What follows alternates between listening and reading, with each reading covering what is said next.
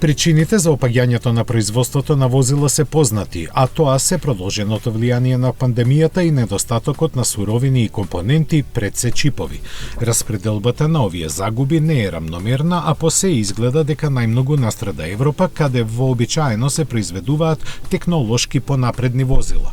Од друга страна, азиските производители се помалку погодени заради поголемиот степен на вертикална интеграција на производството, но и поефикасното негово планирање. Најдобар доказ за тоа е Кија, која и покрај сите предизвици, лани произведе 2,78 милиони возила, што е пораз за 6,5%. За тоа заслугата ја имаат исклучиво извозните пазари, каде се пласирани за 9% повеќе возила, додека дома во Јужна Кореја е забележан минус од 3%. Најпродаван модел на марката беше Спортаж, кој стигна до 364.000 купувачи, а следа два модела кои ги нема во Европа – кросоверот Селтос и компактниот Форте. Американците вообичаено први ги сведуваат статистиките и ги објавуваат бројките, ама овој пат малку доцнат.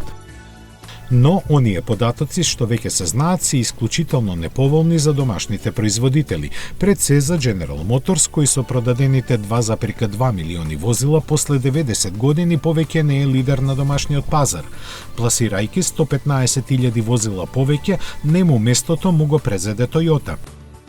Американците посебно ќе ги боди фактот дека нивните производители заедно контролираат само околу 40% од пазарот, што е за 1/3 помалку отколку пред само 15 години.